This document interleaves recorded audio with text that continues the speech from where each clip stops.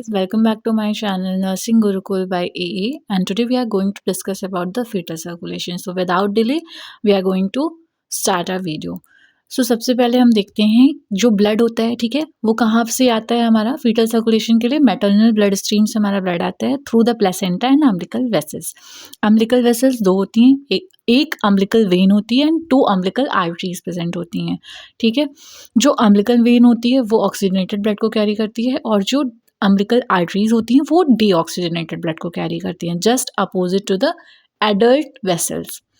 यहाँ पे जो अम्बिलिकल वेन होती है वो oxygenated 100% oxygenated blood maternal stream से लेकर आती है, और पोर्टल वेन में जो लेफ्ट हेपेटिक ब्रांच होती है, पोर्टल वेन प्रेजेंट होती है, वो 2 भाग में डिवाइड होती है, एक right hepatic branch and left hepatic branch. तो जो लेफ्ट हेपेटिक ब्रांच होती है वहाँ पे जो है अम्बिलिकल वेन जो होती है वो ब्लड सप्लाई करके उसके बाद ये यहाँ पे इंफीरियर वेना कावा में जो है ब्लड को लेके जाती है through a connection that is called ductus venosus. यहाँ पे एक कनेक्शन प्रेजेंट होता है जिसको बोलते हैं डक्टस वेनोसिस, ठीक है। तो अभी यहाँ पे एक क्वेश्चन आएगा कि इंफीरियर वेना कावा जो होती है वो डीऑक्सीजनेटेड ब्लड को कैरी करती है और यहाँ पे हमारा ऑक्सीजनेटेड ब्लड था, तो जब ये दोनों यहाँ पे मिक्स हो जाएंगे तो अगेन ये तो डीऑक्सीजनेटेड ब्लड हो गया। नहीं, यहाँ पे जो ब्लड है डीऑक्सीजनेटेड ब्लड मिक्स तो होता है, बट फिर भी जो ब्लड होता है वो ऑक्सीजन रिच होता है, उसमें ऑक्सीजन का अमाउंट ज़्यादा होता है, 95% तक ऑक्सीजनेटेड होता है स्टिल।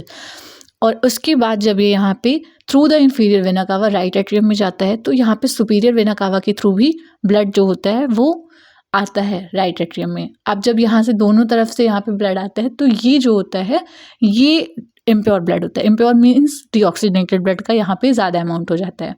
अब राइट एट्रियम से ब्लड आता है राइट वेंट्रिकल में, राइट वेंट्रिकल के थ्रू ये जाता है पल्मोनरी आर्टरी में, पल्मोनरी आर्टरी के थ्रू इसको यूजुअली जाना चाहिए लंग्स में सप्लाई के लिए, बट लंग्स जो होते हैं बेबी वो इमेच्योर होते हैं तो वहाँ पे ये ब्लड जो है सप्लाई नहीं हो पाती है, तो लंग्स से वापस आ जाते हैं।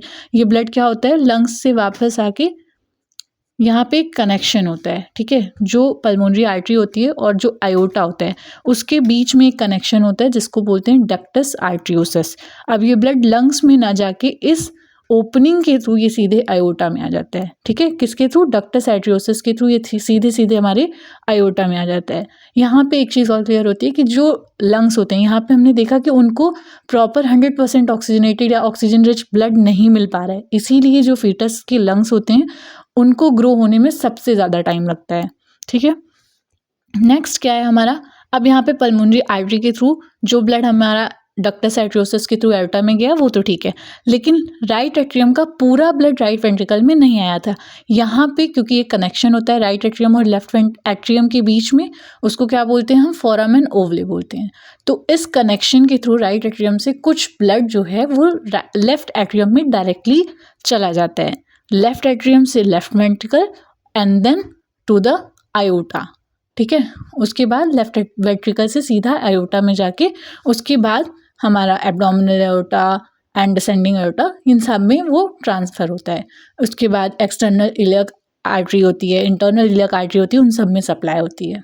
उसके बाद ये यहाँ पे सप्लाई होने के बाद ये अम्बिलिकल आर्टरीज के थ्रू जो है वो वापस प्लेसेंटा और मैटरनल सर्कुलेशन में चला जाता है। So this is all about the fetal circulation. If you have any doubt in the fetal circulation, you can comment in the comment section and share this video. If you are new, you can subscribe the channel and press the bell icon. Thank you for watching.